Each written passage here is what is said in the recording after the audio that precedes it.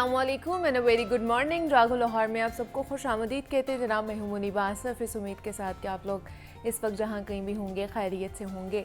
तो जनाब आज हम जिस टॉपिक पर बात करने वाले हैं वो मेरा बड़ा ही पसंदीदा टॉपिक है, जिसको सेल्फ़ टॉक कहा जाता है। अक्सर औक़ात मैं भी अपने आप से बातें करती हूँ।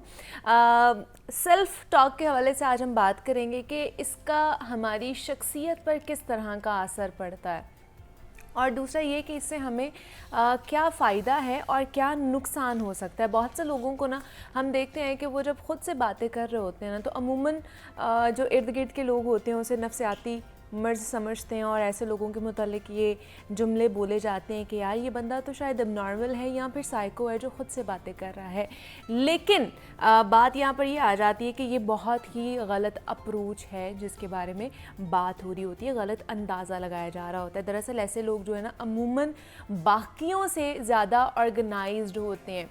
हाँ, ये भी वजह है कि कुछ लोग वाकई ही नफ्सियाती मर्ज़ में मुब्तला हो जाने के बाद इस चीज़ में उनका इजाफ़ा हो जाता है, मगर वो एक अलग मामला है। मैं आज बात कर रही हूँ चलते फिरते उठते बैठते हमारी ख़ुद से गुफ्तगू के बारे में। जैसे हम सुबह उठते ही ये सोचना शुरू कर देते हैं ना कि आज ये काम मैंने देखना है, ये इससे मिलना है मैंने, या फिर मैं लेट हो गया हूँ, या मुझे यहाँ पर जल्दी पहुँचना था। ये सब बातें हम महज सोच नहीं रहे होते हैं बल्कि ख़ुद को बता रहे होते हैं। जैसे तो हमारे अंदर कोई और शख्स है जो हमारी बातें सुन रहा है, बल्कि सिर्फ सुन नहीं रहा होता बल्कि हमें जवाब भी दे रहा होता है और हमसे मज़ीद सवालात भी पूछ रहा होता है। अमूमन आप ख़ुद से बात करते हुए महसूस नहीं करते हैं, लेकिन जो एक्सपर्ट हैं, जो माहिरीन हैं, वो ये कहते हैं कि ये हर वक्त जारी रहती है। जब भी आप तन्हा होते हैं, आप अपने साथ वक्त गुजारते हैं और ख़ुद से बातें करके अपना ज़हन बनाते हैं, अपनी सोचें तश्कील देते हैं। दहाइयों की तहकीक से ये अंदाज़ा होता है कि ये बिल्कुल अबनॉर्मल नहीं है, बल्कि ये हमारी ज़ाती डेवलपमेंट के लिए बहुत ज़रूरी होता है। अब सवाल ये है कि हम क्यों करते हैं, क्या इसका असर भी होता है कि नहीं होता है। तो इसके करने के पीछे बुनियादी वजह यही है कि हमें अपने तमाम तर जो मामलात हैं उसके लिए एक मेंटल एनर्जी चाहिए होती है। हम ख़ुद से बात इसलिए कर रहे होते हैं कि फ़ाइनल रिज़ल्ट तक पहुंच सके, अपनी सोचों में से बहुत से शक व शुबे को ख़त्म कर सकें। ये दरअसल हमारी जो नफ्सियाती इनर स्पीच होती है, जिन्हें वर्बलाइज्ड थॉट्स भी कहा जाता है, यानी हमारी बोलती हुई सोचें, ये हमारी बिल्कुल वैसे ही होती हैं जैसे आपने देखा होगा कि छोटे बच्चे होते हैं वो ख़ुद से बोलते रहते हैं। वो कुछ टॉयज़ पकड़ते हैं, अपने टॉयज़ के साथ खेलते रहते हैं, उनको पकड़ के अपनी दुनिया में मगन बोलते चले जाते हैं और इसी में अपना वो जो असल मायने होता है वो तलाश कर रहे होते हैं। और बिल्कुल इसी तरह हमारी जो पर्सनल कॉन्वर्सेशन है वो करते वक्त उसके साथ साथ, या कह लें कि हम जैसे जैसे बड़े होते जाते हैं ना, वो कम होती जाती है, या हम बच्चों की तरह लाउड बोलने की बजाय आहिस्ता आहिस्ता अपने दिमाग में बोलना शुरू कर देते हैं, मगर इसे कभी भी ख़त्म नहीं करते हैं।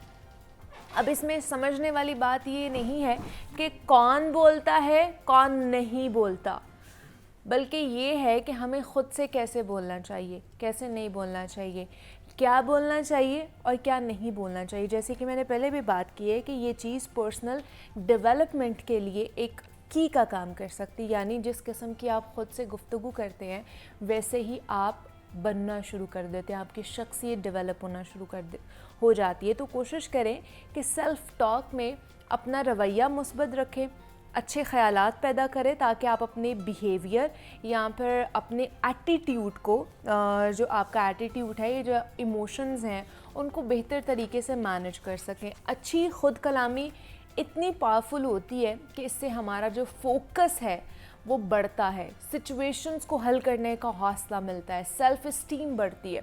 बल्कि बिल्कुल ऐसे ही जैसे कोई एथलीट बार बार किसी चीज़ की प्रैक्टिस करते हुए ख़ुद से बातें कर रहा होता है और ख़ुद को किसी चीज़ में परफेक्ट बना रहा होता है। हमें से ज़्यादातर लोग जब परेशान होते हैं ना, तो वो किसी और उन्हें कोई और बंदा चाहिए होता है, कोई दोस्त हो सकता है, कोई अहबाब हो सकता है, कोई फैमिली मेम्बर होता है जिससे वो बात करना चाहते हैं या अपने मेंटोर से मिलना चाह रहे होते हैं। मगर कुछ लोग इस तरह अपने साथ सिंक्रोनाइज्ड होते हैं कि वो तन्हाई चाहते हैं, वो अपने आप को मोटिवेट करने के लिए, अपने आप को बूस्टअप करने के लिए ख़ुद के साथ वक्त बिताना चाहते हैं, और ऐसे लोग मेंटली ज़्यादा स्ट्रांग होते हैं। बस इस अमल में कोशिश ये करनी है कि जनाब नेगेटिव सेल्फ टॉक से हमने बचना है। जितना भी हो सके, वो इंसान को खा जाती है अंदर से, बल्कि वो बिल्कुल कह ले कि इंसान का ज़िंदगी के मुतालिक जो रवैया है ना, उसको तबाह कर देती है, उसको चेंज कर देती है। उसकी वजह से हम शदीद ज़हनी बीमारी भी वो लाहक हो सकती है, आप ज़हनी तौर पर बहुत ज़्यादा कमज़ोर पड़ सकते हैं। इसलिए माहिर नफ्सियात कहते हैं कि ये आपके कंट्रोल के बाहर की चीज़ तो है नहीं, तो जितना हो सके क्वालिटी सेल्फ टॉक करें जो आपको एक मुकम्मल शख्सियत बनाए। तो सेल्फ़ टॉक कितना ज़्यादा ज़रूरी है, इसके हवाले से भी हमने बात कर ली है कि जनाब आप किस तरह सेल्फ़ टॉक कर सकते हैं। लेकिन आपने अगर ख़ुद से बात भी करनी है, अपनी सोच को परवान भी चढ़ाना है, लेकिन फिर भी आप अपनी सोच में भी पॉजिटिविटी लेकर आएँ। अगर आप ख़ुद से बात भी कर रहे हैं तब भी आपको पॉजिटिव ही रहना है। आपको अगर किसी से भी बात करनी है तब भी पॉजिटिव तरीके से ही आपको बात करनी है। ये सबसे बड़ा पॉइंट है इसका कि पॉजिटिव रहते हुए आपने कुछ भी सोचना है तो आप वो सोच सकते हैं। तो ये आज का पैगाम था जो हमने आपके साथ शेयर किया है। तो जनाब अब प्रोग्राम में आगे बढ़ते हैं और जनाब अब कुछ बात कर लेते हैं बजट के हवाले से, क्योंकि काफ़ी दिनों से बजट चल रहा था, क्योंकि पहले वफाक में बजट मंजूर हुआ, फिर बाकी सूबों में और पंजाब में भी बजट मंजूर हो चुका है, और जिसके ऊपर काफ़ी बहस भी छिड़ी।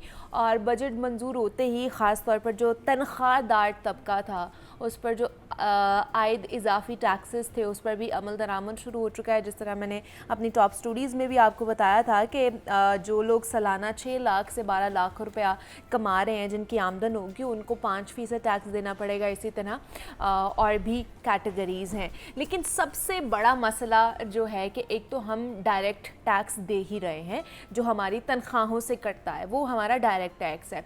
अब इनडायरेक्ट टैक्सेस भी हमारे ऊपर आयद कर दिए गए हैं कि जैसे अगर आप घर में चाय की पत्ती लेकर आ रहे हैं उसके ऊपर भी आप टैक्स दे रहे हैं, आप जो साबुन यूज़ कर रहे हैं आप उसके ऊपर भी टैक्स दे रहे हैं, आप अगर टूथपेस्ट लेकर आ रहे हैं, ब्रश लेकर आ रहे हैं, कंघी लेकर आ रहे हैं, कुछ भी लेकर आ रहे हैं ग्रॉसरी में, आपको उसके ऊपर भी टैक्स देना पड़ेगा। और इससे बढ़कर बात जो ख़वातीन के लिए, जो ख़वातीन पर जुल्म ढाया जा रहा है वो ये है कि जो मेकअप प्रोडक्ट्स हैं उसके ऊपर मज़ीद टैक्स लगा दिया गया है। ऑलरेडी बहुत ज़्यादा महंगी है जो पाकिस्तान में अगर देखा जाए जो प्रोडक्ट्स हैं, जो मेकअप प्रोडक्ट्स हैं, अगर जो मयारी देखा जाए तो अब उनके ऊपर मज़ीद टैक्स आयद कर दिया गया है। और कौन कौन से चीज़ों पर कितना टैक्स आयद किया गया है इस पर बात करनी है। हमने सामिया सईद को हमने मदऊ किया है आज स्टूडियोज़ में। आप रोज़ाना उन्हें बाहर देख रहे होते हैं और वो हमें अहवाल बता रही होती है मौसम का। अभी भी उन्होंने हमें टेलीफोन लाइन पर मौसम का अहवाल बताया, लेकिन हमने सोचा कि उन्हें ज़रूर स्टूडियो में बुलाया जाए ताकि ये जो मसला है, गंभीर मसला है ख़वातीन के हवाले से, इस पर डिस्कशन की जाए। तो सामिया आपको वेलकम कहते हैं, कैसी हैं आप?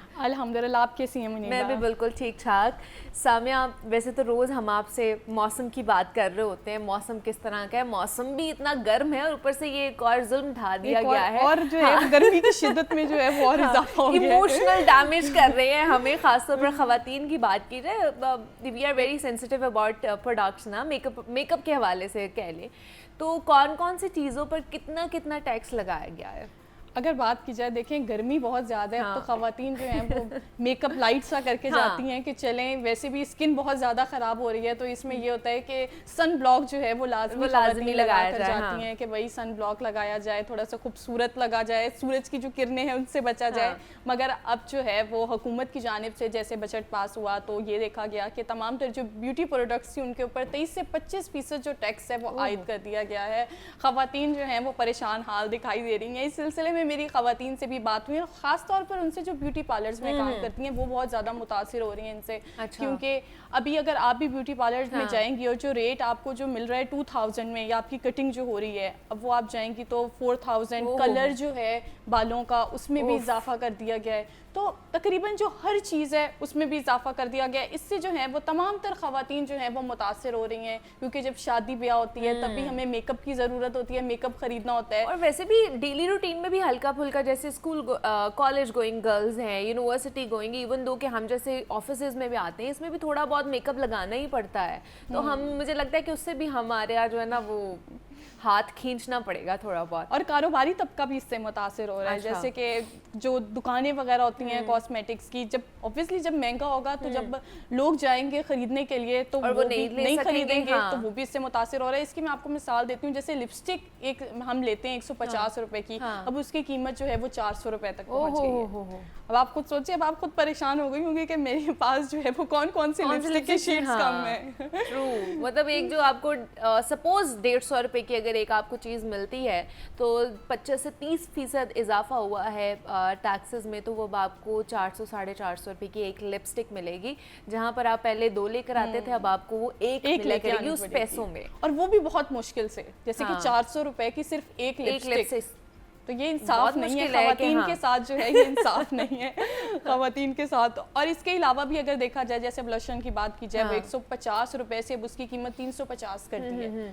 और सबसे ज्यादा जो मुझे फील हुई है बात, जैसे मस्कारा 100 रुपए का होता था, अब वो मस्कारा जो है वो 350 रुपए का कर दिया। अच्छा, मतलब हर चीज की जो कीमत है वो डबल से ट्रिपल हो गई है। अच्छा हाँ, ये भी मैं बता दूं कि हम क्यों ये बता रहे हैं कि 100 रुपए की चीज़ या 150 रुपए की चीज़, आई नो कि 100 रुपए की नहीं मिलती है कोई चीज़, हम आपको अंडरस्टैंडिंग के लिए बता रहे हैं। सपोज अगर एक 100 रुपए की चीज़ है तो अब वो आपको 150 या 200 या 250 रुपए में मिलेगी, हम ये बता रहे हैं। मस्कारा इवन दो कितने का मिलता नहीं है, वो 1000 से ही शुरू होता है। अगर आप बहुत कह लें कि लो क्वालिटी वाला भी ले रहे हैं तो वो भी 1000 से शुरू हो रहा है। तो अब आप ये समझ लें कि वो 1000 का नहीं, वो आपको आराम से 1500-1300 का मिलेगा। डबल और ट्रिपल जो है वो कीमतें कर दी जो है उसके बढ़ गई हैं। इससे कारोबारी तबका भी मुतासिर हो रहा है। लेकिन जो पंजाब असेंबली की खवातीन है, उन्होंने वो भी तो मुतासिर हो रही होंगी ना, उन्होंने भी तो मेकअप करना है ना, वो भी तो खवातीन है। एहतजाज भी किया है, और एहतजाज में जो है वो मर्द हजरात भी शामिल थे उनके साथ। अच्छा, मर्द हजरात ने भी, वाओ, ये तो बड़ा इंटरेस्टिंग। ये मतलब अच्छा हो गया, क्योंकि सिर्फ खवातीन की नहीं, मर्द हजरात की जो शेविंग क्रीम होती है, जो ज्वेलरी होती है खवातीन की, उस पर भी जो है वो टैक्स आयद कर दिया गया है। और शैम्पू पर टैक्स आयद कर दिया गया है। मतलब कि हर छोटी सी छोटी चीज़, आप मस्कारे से मिसाल ले लें कि मस्कारा जो है वो महंगा कर दिया, तो हर छोटी सी छोटी जो है जो चीज़ है खवातीन की, मर्दों की, उनके ऊपर जो है वो टैक्स आयद कर दिया गया है। लेकिन ये तो चले, फिर इनडायरेक्टली टैक्स जिस तरह मैंने बात की है कि ये वो चीज़ें हैं जिनके ऊपर हम लोग इनडायरेक्टली टैक्स दे रहे होते हैं, जिसकी कोई नेमुल बदल नहीं है, या फिर आप इससे बच नहीं सकते हैं।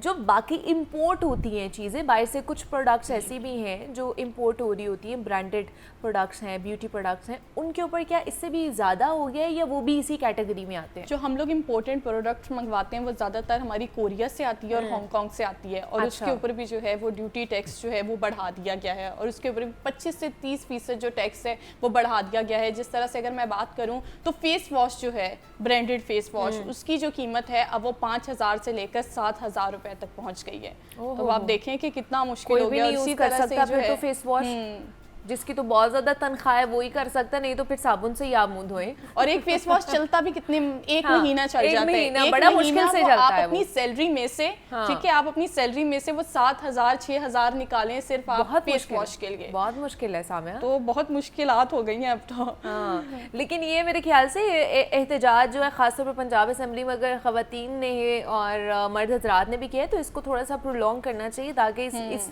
टैक्स जो टैक्सेस लगाए गए हैं इसकी या इसकी जो शरह है वो थोड़ा सा कम की जाए, क्योंकि हर कोई मुतासिर हो रहा है ना इससे, तमाम तर खवातीन। अब ये तो हम कह नहीं सकते कि खवातीन जो है वो अपने बनाव सिंगार का ख्याल नहीं रखती, या वो जो है वो मेकअप नहीं करती। कहीं ने हमने फैमिली फ्रेंड्स में भी जाना होता है, कहीं भी जाना होता है, जो हाउस वाइफ भी होती है उन्होंने भी घर से बाहर निकलना होता है, तो वो भी थोड़ा बहुत मेकअप करके निकलती हैं। तो इससे जो तमाम तर जो खवातीन है वो मुतासिर हो रही हैं, कारोबारी तबका जो है वो भी मुतासिर हो रहा है। और साथ साथ अगर देखा जाए तो इसमें जो ब्यूटी पार्लर्स हैं, ब्यूटी सैलून्स हैं, वो लोग भी बहुत ज़्यादा मुतासिर हो रहे हैं, क्योंकि ब्यूटी प्रोडक्ट्स की कीमतें अगर महंगी होंगी तो ये देखा जाएगा कि साथ में तमाम तर जो हमें सर्विसेज दी जाती हैं ब्यूटी पार्लर्स में वो भी फिर महंगी होंगी। और फिर जब क्लाइंट्स वहाँ जाते हैं तो वो कहते हैं जी आप तो बहुत महंगे पैसे ज़्यादा ले रहे हैं, पहले तो इतनी नहीं थी। तो वो इसी वजह से है क्योंकि टैक्सेस इतने ज़्यादा हो गए और प्रोडक्ट्स महंगी हो गई हैं, तो ये वजह है। अच्छा, दूसरा अब सिर्फ ये प्रोडक्ट्स सामिया सिर्फ औरतें नहीं यूज़ करती, मर्द हजरात भी अब कहीं ना कहीं मेकअप करना शुरू कर दिया उन्होंने। फेस वॉश वो भी अच्छा खासा थोड़ा बहुत मेकअप लगा के ही बाहर निकलते हैं। मैंने बहुत सारे ऐसे लड़कों को देखा है जो कि अपनी स्किन का ख्याल रखते हैं और हल्का हल्का मेकअप भी करते हैं। और जैसे कि फेस वॉश जो है वो तो मर्द हजरात और ख़वातीन दोनों ही यूज़ करती हैं। अगर मर्द हजरात कोई मेकअप ना यूज़ करे, लेकिन ये वाली जो चीज़ें हैं, फेस वॉश हो गया, सन ब्लॉक हो गया, अच्छा। वो ये लाजमी यूज़ करते हैं। लेकिन अब इसकी कीमतों में भी जो है वो इजाफा हो गया है। साथ नहीं, ख़वातीन की अगर बात की जाए, उनके ऊपर जो उनकी ज़रूरत की चीज़ें, उनके ऊपर भी टैक्स लगा। और इसी तरह मर्द हजरात की जो हैं ज़रूरियात की जो चीज़ें होती हैं, जैसे कि शेविंग क्रीम हो गई, उनके ऊपर भी टैक्स लग गया है। अच्छा। शैम्पू हो गया, अब शैम्पू तो सब यूज़ करते हैं। एग्जैक्टली, वो छोटा बच्चा हेयर भी कलर यूज़ हो गया, हेयर हाँ। कलर के ऊपर भी जो है वो अब टैक्स लग गया है। आप यकीन करें कि तमाम तर जो चीज़ें हैं जिनके बारे में आप सोच सकती हैं कि भाई ये ज़रूरत की है, अब ज्वेलरी आप पहनती हैं उसके ऊपर भी टैक्स लग गया है। ठीक है, तो वो तमाम मर्दों की ज्वेलरी के ऊपर भी जो थोड़ी बहुत वो एसेसरीज पहनते हैं उसके ऊपर भी, और ख़वातीन के एसेसरीज के ऊपर भी। मतलब अगर मैं कहूँ तो बजट तो बम बनकर गिरा है हमारे ऊपर। वो पहले ही इतनी महंगाई है और बजट की बातें हो रही थी और बजट इस तरह आया है कि उसने सब कुछ तबाह कर दिया है।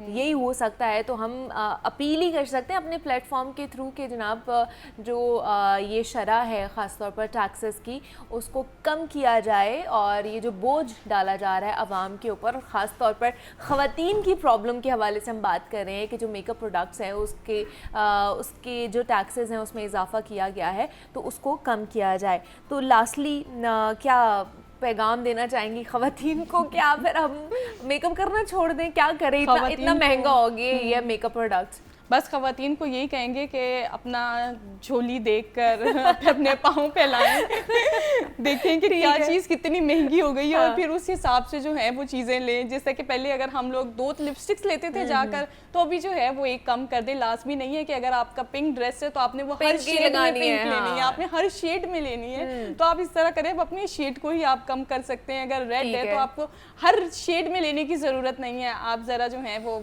थोड़ी चीज़ थोड़ा सा मैनेज करना सीख लें कि मतलब आपका बजट कितना है और अब आपने बजट के लिहाज से ही करना है और कोई भी चीज़ लेनी है। एक्सीड आउट आप नहीं कर सकते हैं क्योंकि इतनी ज़्यादा महंगाई हो चुकी है। तो वैसे भी उमूर खानादारी होती है ये सारी चीज़ें, क्योंकि ख़वातीन ने ये सब कुछ देखना होता है, घर पे मैनेज करना होता है। तो हैट्स ऑफ टू देम कि उन्होंने बाकी चीज़ें भी, और ये मेरे ख्याल से फिर भी मैनेज कर ही लेंगी। लेकिन टैक्सेस बहुत ज़्यादा हैं, इस पर हम दोबारा से यही रिक्वेस्ट करेंगे कि इनकी शरह को कम किया जाए। हमारे साथ सामिया सईद मौजूद थी, हमें अपडेट कर रही थी। Samia, thank you so much कि आप यहाँ पर आएँ। और यहाँ पे ब्रेक लेते हैं, मिलते हैं उस ब्रेक के बाद।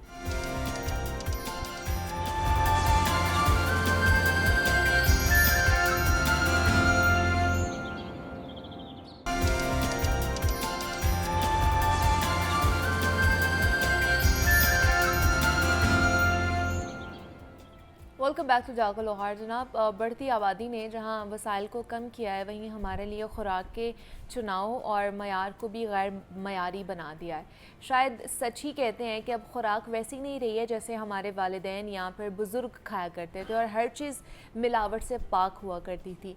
देसी घी की जगह आजकल आप देख लें कि जितने भी ऑयल्स हैं उन्होंने ले ली है, या केचप ने ले ली है। रोटी की जगह अब हम डबल रोटी खाना पसंद करते हैं। दही की जगह भी हम लोग जो बाकी चीज़ें हो रही होती हैं वो खाना पसंद कर रहे होते हैं। सलाद की जगह आजकल चिप्स ने ले ली हुई है। गर्ज़ आप सुनते जाइए और गिनते जाइए कि हमारा जो लाइफस्टाइल है वो आर्टिफिशियल फ्लेवर्स का ही नहीं बल्कि आर्टिफिशियल खुराक का भी शिकार हो चुका है, जिसका नतीजा ये है कि कम उम्री में मोटापा है, शुगर है, दिल के अमराज हैं और दीगर संगीन बीमारियों की शक्ल में हमारे सामने आते हैं। किसी का वज़न बढ़ गया है तो कोई जहनी मसाइल का शिकार होकर रह जाता है। तो आज के सेगमेंट पर हम इसी पर बात करेंगे कि हमने किस तरह अपना हेल्दी लाइफस्टाइल जो अपनाना है, कौन कौन सी चीज़ें हमने अपनी डेली लाइफ में इंक्लूड करनी है, कौन कौन सी चीज़ों को एक्सक्लूड कर देना है, ताकि हम लोग मेंटली भी हेल्दी रह सकें और फिज़िकली भी हम लोग हेल्दी रह सकें। तो इस पर बात करने के लिए 2 गेस्ट हमारे साथ स्टूडियोज़ में मौजूद हैं। क्लिनिकल न्यूट्रिशनिस्ट एंड डाइटिशियन एमन है जिन्होंने हमें ज्वाइन किया है। एमन, आपको वेलकम कहते हैं जागो लाहौर में। कैसी हैं आप? आई एम कम्प्लीटली फाइन, आप कैसी हैं? मैं भी बिल्कुल ठीक ठाक। और उसके साथ साथ डॉक्टर हारिस बिन राशिद ने भी हमें ज्वाइन किया है, जो कि क्लिनिकल न्यूट्रिशनिस्ट हैं। हारिस, आपको भी वेलकम कहते हैं जागो लाहौर में। तो एमन, आप इससे स्टार्ट करते हैं। सबसे पहले तो बताइए कि हेल्दी रहने के लिए कौन कौन सी ऐसी चीज़ें या ऐसे कंपोनेंट्स जो हैं वो हमारे लिए ज़रूरी हैं, जिसका इंटेक करना लाजमी है, जो हमारी डेली लाइफ में या डेली डाइट में इंक्लूड होना चाहिए। बेसिकली बहुत सारी चीज़ें होती हैं, लेकिन द थिंग इज़ दैट कि हमारा माइंडसेट ऐसा होता है कि किसी एक फूड ग्रुप को या किसी एक पर्टिकुलर चीज़ को हम सोच लेते हैं कि ये चीज़ हमारे लिए ठीक नहीं है, और एक ओवरली उस चीज़ को रिस्ट्रिक्ट करना, यहाँ से प्रॉब्लम्स स्टार्ट होती हैं। अच्छा। बेसिकली अक्सर लोगों का एक कॉन्सेप्ट होता है कि carbs are not good for you, या जस्ट आप फैट्स, इवन के लोग उस चीज़ से थोड़ा हेसिटेट करते हैं कि माइट भी ये चीज़ नुकसानदेह है। अगर आप हर चीज़ प्रोपोर्शन में लेते हैं तो आपको कोई भी उसके साइड इफ़ेक्ट्स नहीं होते। अच्छा। डाइट के अंदर एक बैलेंस्ड अमाउंट ऑफ कार्बोहाइड्रेट्स होने चाहिए, प्रोटीन्स होने चाहिए, और फैट्स होने चाहिए। अगर ये तीनों आपके जो मेन न्यूट्रिएंट्स हैं ये फुलफिल्ड होते हैं, तो आपको जो छोटी मोटी डेफिशिएंसीज, माइक्रो न्यूट्रिएंट्स यानी जो वाइटामिन्स और मिनरल्स की जो डेफिशिएंसीज होती हैं वो कॉज नहीं होती हैं। अच्छा। तो हर एक बेसिक स्टैंडर्ड डाइट के अंदर होल ग्रेन्स का सोर्स एक होना चाहिए, लीन मीट जिसके अंदर चिकन आ जाता है, फिश आ जाती है, मटन और बीफ में अगर तब सेफ है अगर आप उस पर से फ़ैट ट्रिम कर लेते हैं, जो विजिबल फ़ैट ट्रिम होना चाहिए। उसके अलावा fruits, vegetables, grains, whole grains, dairy products के अंदर low fat milk, low fat yogurt, ये चीज़ें होनी चाहिए। अगर हम फैट्स की बात करें तो फैट्स एक हद तक they are actually good for you. Body के बहुत सारे कॉम्पोजिशन, बॉडी की बहुत सारी मेम्ब्रेन सेल्स ऐसे हैं जो बेसिकली फैट्स, एग्जैक्टली, जो बेसिकली फैट्स ही बने हुए हैं, फैट्स की ही बेस पे हैं वो। तो उनको मेंटेन और सस्टेन करने के लिए हमें कोई हेल्दी सोर्सेज ऑफ फैट्स चाहिए होते हैं, जिसके अंदर हमारे पास नट्स आते हैं, सीड्स आते हैं, ऑलिव ऑयल आता है। जो भी फैट सॉलिड है रूम टेम्परेचर पे, that fat has to be avoided. Butter, margarine, these kind of things. Vegetable oil अगर है, ऑलिव ऑयल है, तो these are relatively better than that, मतलब these are relatively better than butter and margarine. तो ये एक general rule of thumb है, just to remember के। लेकिन देसी घी इज गुड। देसी घी के अंदर ये है कि कुछ लोग, like there are some researchers that suggest के ओके इट्स फाइन, लेकिन अल्टीमेटली द फैक्ट इज कि it comes down to the fact it is a saturated fat, यानी कि इट इज़ सॉलिड या semi solid at room temperature.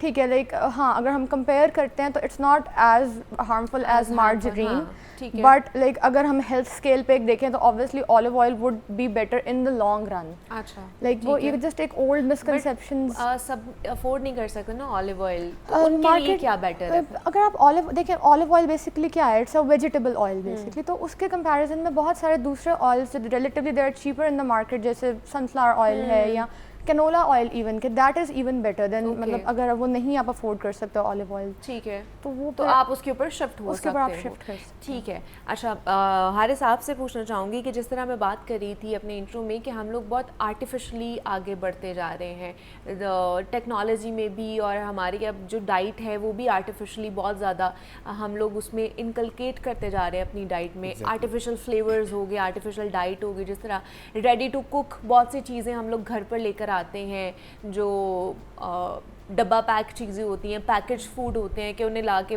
सिर्फ fry किया और बना के खा लिया। इससे जो है वो कितनी हमारी एक तो फिज़िकल हेल्थ इफ़ेक्ट हो रही है, हमारी गट हेल्थ इफ़ेक्ट हो रही है, स्टमक इफ़ेक्ट हो रहा है, और साथ ही साथ हमारे मेंटली भी कहीं ना कहीं हम लोग इसकी वजह से हमारा ब्रेक डाउन हो रहा होता है। अच्छा, इस बात को स्टार्ट करने से पहले थोड़ा सा पीछे जाना पड़ेगा हमें कि जब हमारे पास फूड प्योर था ना, तो हम लोगों को अडल्ट्रेशन, कंटामिनेशन, फोर्टिफिकेशन, इनरिचमेंट वगैरह नहीं करनी पड़ती थी। आजकल हम लोगों ने एक ही किस्म की ज़मीन पे हज़ारों सालों से फार्मिंग करते आ रहे हैं और वहाँ पे कल्टीवेशन करते आ रहे हैं, उस ज़मीन के पास कुछ रहा नहीं है अब हमें प्रोवाइड करने के लिए। जैसे कि डॉक्टर ने अभी बताया बात कि 2 किस्म की चीज़ें होती हैं। मैं डाइट को थोड़ा सा डिफ़ाइन कर दूंगा उन लोगों के लिए जिनके पास टाइम कम होता है और उनको मैनेज करना होता है। एक कार्बोहाइड्रेट, प्रोटीन और लिपिड्स वगैरह होते हैं जिन्होंने आपको सिर्फ एनर्जी प्रोवाइड करनी होती है। अच्छा। बेसिक बिल्डिंग ब्लॉक्स होते हैं बॉडी के, ठीक है। एक होते हैं मिनरल्स एंड वाइटामिन्स वगैरह। हम लोग प्राइमरी इस टाइम जो पूरी दुनिया का फोकस है वो सिर्फ एनर्जी कंज्यूमिंग आइटम्स के ऊपर है, ना कि मिनरल्स एंड वाइटामिन्स के ऊपर है। अगर हम मिनरल्स और वाइटामिन्स के ऊपर फोकस अपना नहीं कर रहे होते तो हमारी पूरी की पूरी बॉडी के जो फंक्शंस है वो अफेक्ट हो रहे होते हैं। जैसे कि आप कह लें कि आपका जेनेटिक म्यूटेशंस आना स्टार्ट हो गई हैं, आपके पास कैंसर की रेशियोज़ बढ़ गई हैं, आपके पास एजिंग की रेशियोज़ बढ़ चुकी हुई हैं। खाना तो हर बंदा खा रहा है, then where the problem lies, where the problem stand, हम तो उसी Vitamins जगह और पे minerals नहीं लेना। exactly that's the point कि आजकल लोग कोई भी विटामिन मिनरल्स के ऊपर फोकस ही नहीं कर पा रहा। हर पर्सन फास्ट फूड के ऊपर लगा और वो भी 100% सिर्फ एनर्जी कंज्यूमर है। जब आप एनर्जी रिच आइटम्स वगैरह को कंज्यूम कर रहे होते हैं और उतना आप बर्न नहीं कर रहे होते, आपकी body state of the mind के अंदर बैकवर्ड मूव करना स्टार्ट कर देती है, एजिंग ज़्यादा आ जाती है, प्रीमेच्योर जो प्यूबर्टीज़ आ रही हैं फीमेल्स वगैरह के अंदर, हार्मोनल इम्बैलेंसेस आ रहे हैं, और ये सारा कुछ इस वजह से हो रहा है। तो उस चीज़ को सपोर्ट करने के लिए मार्केट के अंदर कुछ चीज़ें होती हैं जिसको हम फोर्टिफिकेशन एनरिचमेंट के नाम से जानते हैं। अच्छा। कि फोर्टिफिकेशन होती है कि आपने किसी चीज़ के अंदर वो चीज़ ऐड कर दिया जो पहले से उसके अंदर मौजूद नहीं होती, और इनरिच कर दिया किसी ऐसी आइटम को, जैसे मिल्क के अंदर आप लोगों ने कैल्शियम की इनरिचमेंट कर दी है, तो वो आपको कैल्शियम प्रोवाइड कर रहा होता है उस सोर्स से जिसके अंदर आपको सिर्फ एनर्जी मिल रही थी पहले। तो ये दो फैक्टर्स बहुत ज़्यादा इंपॉर्टेंट हैं। इसके अंदर जो मेजर रोल आता है वो आता है प्रिजर्वेटिव्स का, कि जितना ज़्यादा एक चीज़ की शेल्फ लाइफ हम बढ़ाते रहेंगे उतने वो हमारे लिए नुकसानदेह हो जाती है। क्योंकि जैसे कि आप देखते हैं कि हर आइटम को अल्लाह ताला ने ऐसा पैदा किया हुआ है कि वो पेरिशेबल है। दुनिया का कोई ऐसा फूड नहीं है जो पेरिशेबल ना हो। आप अभी सर्च करें आपको कोई नहीं मिलेगा, क्योंकि हर आइटम की एक स्पेसिफिक शेल्फ लाइफ है, उस टाइम तक उसको कंज्यूम करना है और फ्रेश आइटम को हम लोगों ने खाना होता है। आजकल हम लोग 2-2 साल 3-3 साल की जो एक्सपायरीज वगैरह मेंशन कर रहे होते हैं, दूध जो 5-6 घंटे के अंदर ख़राब हो जाता था वो अब जाके 2-3 दिन रहता है। और इवन अगर आप टेट्रा पैक्स की बात करें वो सेवरल मंथ्स तक वो चल रहे होते हैं। वो कैसे चल रहा होता है, उसके अंदर वेरियस इंग्रेडिएंट्स ऐसे ऐड होते हैं जो कि हमारे लिए लेकिन फिर क्या करें अगर हम टेट्रा पैक यूज़ ना करें, तो हम खुला अगर यूज़ कर रहे हैं तो उसमें भी बहुत सारी ऐसी इंग्रेडिएंट्स जो हैं वो मिलाए जा रहे होते हैं। खालिस दूध तो हमें नहीं मिल रहा, तो हम फिर कहाँ से ये चीज़ें ले सकते हैं? एक छोटी सी रिसर्च अभी नेटिव रिसर्च कंडक्ट हुई थी food structure and over population के बिहाफ के ऊपर, कि ओवर पॉपुलेशन को मीट करने के लिए इन लोगों ने फूड स्ट्रक्चर में कुछ चेंजेस किए थे। सही। पहले ज़माने के अंदर ये हुआ करता था कि आपके ना 300 ml दूध के अंदर ना तकरीबन 325 mg कैल्शियम मौजूद होता था। सही। आजकल 300 ml दूध के अंदर ना 50 mg कैल्शियम है। अब आपको अगर अपना कैल्शियम लेवल सेटिस्फाई करना है तो आपको एक दिन में दूध के 20 ग्लासेस पीने पड़ेंगे। 20 ग्लासेस 20 ग्लास दूध के, I don't think so is a realistic point कि कोई भी नहीं पी सकता, कोई पर्सन कर ही नहीं सकता इस चीज़ को फॉलो। तो उस चीज़ को सपोर्ट करने के लिए इनको कैल्शियम को किसी और सोर्स से इनको चाहिए कि वो इनरिचमेंट वाली डाइट वगैरह को फॉलो करें, फोर्टिफिकेटेड डाइट को फॉलो करें, लेकिन ये देखें कि उसकी शेल्फ लाइफ मिनिमम हो। कुछ ऐसे फैक्टर्स हम देख सकते हैं कि हम ऑनलाइन नोट कर लें, हम मार्केट से देख लें, हम ट्रेंडिंग आइटम्स के अंदर देख लें कि जिसकी शेल्फ लाइफ कम हो, पेरिशेबल आइटम्स हो, उसके अंदर कलर्स वगैरह ऐड ना हो। ई सीरीज़ आपको पीछे इंग्रेडिएंट लिस्ट पे नज़र आ जाती है कि कौन से ई सीरीज़ वगैरह इसके अंदर ऐड हुई होती है, वो केमिकल्स होते हैं और उनका नाम आप डालें तो पूरी की पूरी उनकी हिस्ट्री आ जाती है। आपको सबसे पहले कि जो पीछे उसकी लिस्ट लिखी होती है वो पढ़ना शुरू कर दें ताकि आपकी तमाम तर चीज़ें वो हल होना शुरू हों। अच्छा अयमन, जिसमें मैं बात कर रही थी, आपने भी बात की, डॉक्टर हारिस ने बात की कि कुछ ऐसे मिनरल्स वाइटामिन्स भी हमें चाहिए होती हैं जो डेली रूटीन के फंक्शंस के लिए बहुत बेहतर होती हैं, तो उसमें कौन कौन सी चीज़ें आ जाती हैं? वाइटामिन्स बेसिकली 2 टाइप्स के होते हैं, एक फैट सॉल्युबल वाइटामिन्स होते हैं और एक वाटर सॉल्युबल वाइटामिन्स होते हैं। अब इनमें डिफरेंस ये होता है कि जो फैट सॉल्युबल वाइटामिन्स होते हैं अगर आप वो एडिक्वेटली एक डोजेज में ले लेते हैं तो they stay in your body for a long time. Body उसको फैट सेल्स के अंदर स्टोर कर लेती है। उनकी एक्सक्रीशन बॉडी से रिलेटिवली स्लो होती है, तो वो आपको ऑन एंड ऑफ अपनी डाइट के अंदर इंक्लूड करने चाहिए। कौन कौन से हो सकते हैं? Vitamin A, D, E and के, ये 4 बेसिक विटामिन्स हैं। ये फैट सॉल्युबल विटामिन्स हैं जो आपके फैट सेल्स के अंदर स्टोर होते हैं और ये आपकी बॉडी में एक लॉन्ग टाइम के लिए इनके स्टोर्स रहते हैं। इसके 2 पर्सपेक्टिव्स हैं। एक तो ये कि अगर आप उसके एक्सेस ले लेते हैं तो it stays in your body for a long time, body excess को फ्लश आउट नहीं करती इमीडिएटली। तो इसके ये ड्रॉबैक्स हैं कि अगर आप उसकी डोजेज सही नहीं लेते तो उसके कॉन्सिक्वेंसेज हो सकते हैं, हेल्थ इफेक्ट नेगेटिवली भी हो सकती है ज़्यादा इनटेक से। अच्छा। जो दूसरे वाइटामिन होते हैं वो वाइटामिन वाटर सॉल्युबल वाइटामिन होते हैं जिसमें विटामिन बी कॉम्प्लेक्स आता है और विटामिन सी आता है। अच्छा। इन वाइटामिन को अगर आप एक्सेस में लेते हैं तो उसके कोई एसिड साइड इफेक्ट्स नहीं होते क्योंकि बॉडी उसको एक्सेस वाटर के साथ, स्वेट, यूरिन के साथ फ्लश आउट कर देती है बॉडी से। ये बेसिकली 2 टाइप्स ऑफ वाइटामिन हैं जो डिफरेंट फ्रूट्स में, वेजिटेबल्स में, डिफरेंट होल ग्रेन्स के अंदर प्रेजेंट होती हैं। और अल्टीमेटली ये दोनों टाइप्स आपकी बॉडी के जितने भी फंक्शंस हैं उनको सस्टेन करने के लिए मैंडेटरी होती हैं। ठीक है, लेकिन अगर जो फैट सॉल्युबल वाइटामिन्स हैं, अगर जिस तरह आपने कहा कि उनकी ज़्यादती हो जाए, वो ज़्यादा आपकी बॉडी में आ जाए तो वो नुकसानदेह भी हो सकते हैं। तो जिस तरह अगर डेफिशिएंसी होती है तो उसके कुछ साइंस एंड सिम्टम्स होते हैं, तो इस तरह हो सकता है कि अगर ज़्यादा हो गई है आपकी बॉडी में उसकी मिकदार या क्वांटिटी, तो उसकी भी कोई साइंस आ जाए हमारे? डेफिनेटली आपकी लिवर हेल्थ सबसे पहले कॉम्प्रोमाइज़ होती है, क्योंकि लिवर इज़ दैट ऑर्गन जो आपकी बॉडी के जितने भी टॉक्सिन्स होते हैं उनको डिटॉक्सिफाई करता है, बॉडी को क्लीन करता है। इन सिंपल टर्म्स अगर हम कहें तो जो एक लाइन है कि खून साफ करता है बेसिकली।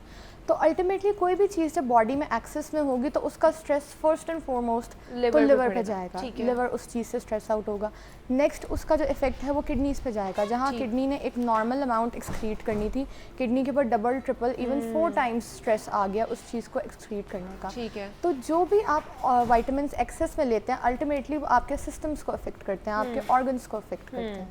ठीक है, वो आपको अगर ज़्यादा आपने ले लिया है तो इसलिए कहा जाता है कि अपने डॉक्टर से, अपने फिजिशियन से कंसल्ट करके ही कोई भी विटामिन्स आपको खाने चाहिए। अच्छा डॉक्टर हारिस, आपसे भी यही सवाल करूँगी कि ये कितने ज़रूरी हैं विटामिन्स, हम लोग ये नहीं ले रहे होते हैं डेली रूटीन में ख़ास तौर पर, तो कौन कौन से विटामिन्स हैं जो हम डेली रूटीन में ले सकते हैं और उसका कोई नुकसान नहीं होगा, मतलब एक्सेस अगर हो जाता है? ज़्यादातर सारे जो एक्सपर्ट्स हैं वही यही कहते हैं कि जो हमारे रीजन में रहने वाले लोग हैं उनमें विटामिन डी की कमी है, तो हम उसको किस तरह पूरा कर सकते हैं? और अगर हम लोग थ्रू टैबलेट्स या फिर वो इंजेक्शन की फॉर्म में भी आता है, कुछ और फॉर्म में भी आता है, उसको ले रहे हैं तो हमें वो लेना चाहिए या नहीं लेना चाहिए? ओके, जैसे कि डॉक्टर एमन ने भी बताया कि कुछ विटामिन्स हैं जो फैट सोल्यूबल हैं, उनकी क्वांटिटी जो है ना वो बॉडी के अंदर स्टे कर जाती है। ठीक है। जैसे कि उसका नाम बता रहे हैं, इजी टर्म्स के अंदर अगर बात करें तो एक चीज़ है जो कि फैट के अंदर सोल्यूबल हो जाती है और एक चीज़ है जो वाटर के अंदर सोल्यूबल हो जाती है। वाटर हमारी बॉडी से डेली बेसिस के ऊपर रिमूव होता जाता है in the form of urination, in the form of sweating,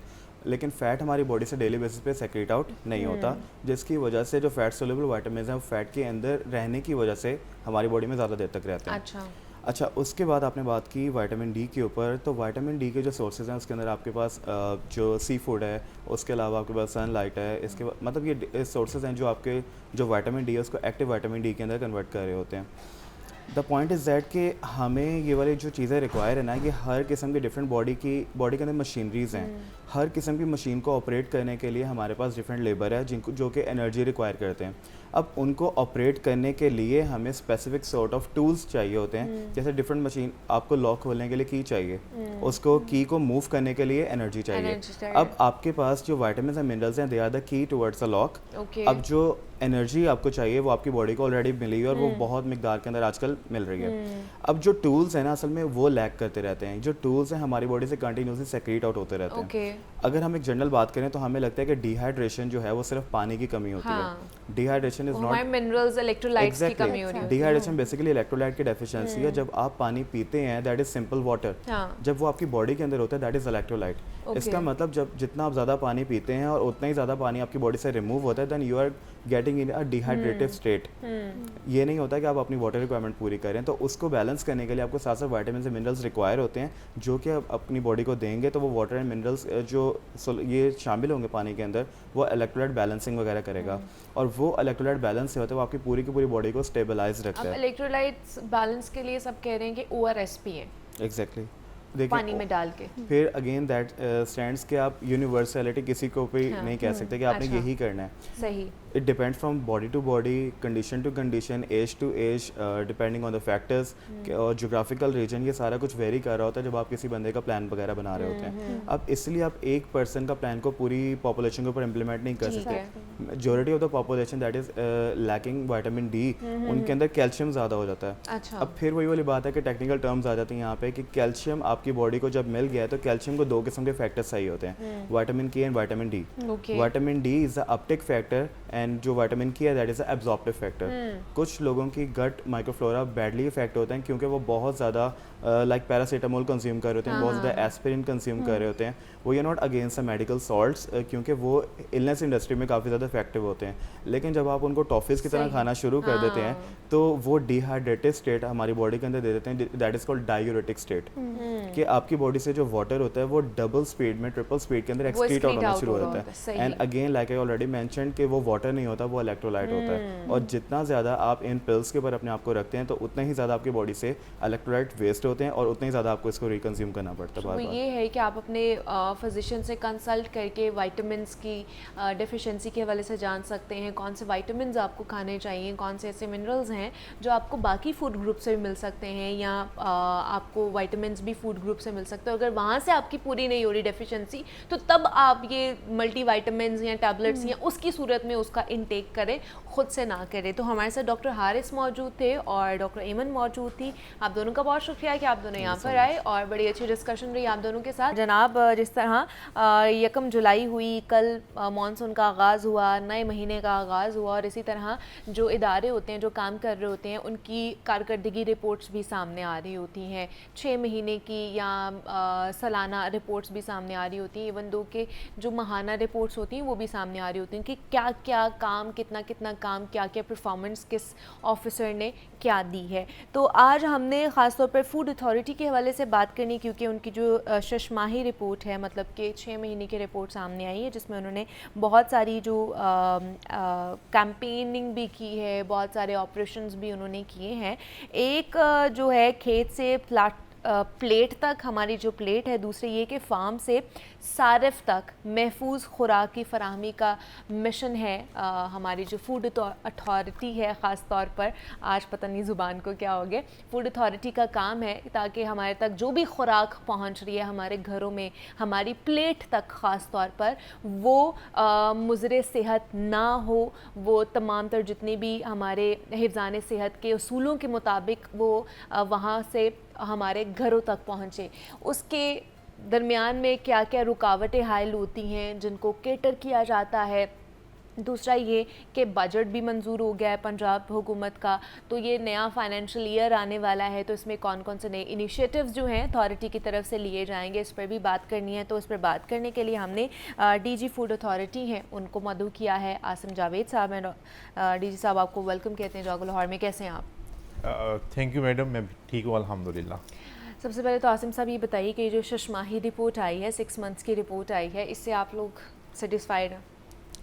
madam अल्हम्दुलिल्लाह हमारी जो फील्ड की टीम्स हैं उन्होंने काफ़ी बेहतर काम किया है और पिछले साल के मुकाबले में हमारी जो इंस्पेक्शंस हैं वो तकरीबन 70% जो है वो ज़्यादा हुई हैं। अच्छा। और इन 6 माह के अरसे में हमने तकरीबन 4,68,000 से ज़्यादा इंस्पेक्शंस की और इसमें हमने तकरीबन 485 FIRs की कि जो अडल्ट्रेशन का काम करने वाले लोग थे उनके खिलाफ 1500 से ज़्यादा हमने EPOs किए कि उसको टेम्पररी हम जो है उस फूड पॉइंट को हमने क्लोज़ किया। अच्छा। इसी तरीके से हमने तकरीबन 590 मिलियन रुपीस के फ़ाइन्स जो है वो किए और ये फ़ाइन्स जो है पिछले साल की निस्बत 100% जो है वो ज़्यादा है। वो ज़्यादा है, ठीक है। इसी तरीके से हमने दूध जो है तकरीबन 9 लाख लीटर से करीब जो कि मुज़र सेहत था उसको तलब किया। बेवरेजेस तकरीबन 3 लाख लीटर से करीब हमने तलब किए। जो स्पाइसेस हैं तकरीबन 50,000 के करीब हमने तलब किए। तो ये इसी तरह से गोश्त के हवाले से, क्योंकि CM साहबा ने भी मीट सेफ्टी यूनिट उनके हदायत के मुताबिक हमने जो है वो शुरू किया और 3 लाख किलोग्राम के करीब जो मुज़र सेहत गोश्त है, इन सम केसेस वो बीमार जानवर का और मुर्दा जानवर का गोश्त भी था, उसको हमने तलब किया। तो ये एक मेजर एक्टिविटी है। मैं समझता हूँ कि अगर हम सिर्फ गोश्त और दूध 2 चीज़ों को ही देख लें तो ये पिछले पूरे साल में 2023 का जो साल था उसमें हमने तकरीबन 12 लाख लीटर के करीब दूध को तलब किया था और अभी हमारे जो इंस्पेक्शंस हैं दूध की वो पिछले साल की निस्बत तकरीबन जो है वो 120% ज़्यादा हैं। पिछले साल अगर हम जो है वो से के 100 इंस्पेक्शंस कर रहे थे तो अब हम 200 से ज़्यादा 210 के करीब इंस्पेक्शंस इस वक्त हम कर रहे हैं दूध के हवाले से। तो कहने का मकसद ये है कि पंजाब फूड अथॉरिटी की टीम्स मुतहरिक हैं और मैं ख़ुद उनकी जो है वो वीकली जो है परफॉर्मेंस एवेल्यूएशन मीटिंग करता हूँ और उनको इनकरेज करते हैं और जो सही काम नहीं कर रहे होते उनको जो है रेप्रीमेंड भी करते हैं कि वो अपनी कारकर्दगी को बेहतर करें या जुर्माने की सूरत में उन्हें जुर्माना भी किया जाता है। अच्छा, अब फूड अथॉरिटी पूरे पंजाब को केटर कर रही होती है, क्या आप लोगों के पास इतने रिसोर्सेज, इतनी मैन पावर रही हैं, बाकी इतनी चीज़ें हैं कि सिर्फ अगर हम जो देखते हैं, हम ये देखते हैं कि लाहौर में ऑपरेशंस किए जा रहे होते हैं, लाहौर में ये चीज़ तल्फ होगी, दूध तल्फ हो गया, अंडे पकड़े गए, मुज़र सेहत गोश्त पकड़ा गया। बाकी शहरों में किस तरह आप लोग काम कर रहे होते हैं या उनको कैसे कैसे केटर करते हैं? इतने आपके पास वसाइल मौजूद हैं? मैडम हमारे पास अल्हम्दुलिल्लाह अच्छे वसाइल मौजूद हैं और हमारी 9 जो है मोबाइल फूड लेबॉर्ट्रीज़ हैं। इसी तरह से तमाम डिस्ट्रिक्ट्स में, छोटे डिस्ट्रिक्ट्स में हमारी 3 टीम्स हैं, बड़े डिस्ट्रिक्ट्स में किसी में 6 किसी में 7 जो है वो फूड सेफ्टी की टीम्स काम कर रही हैं।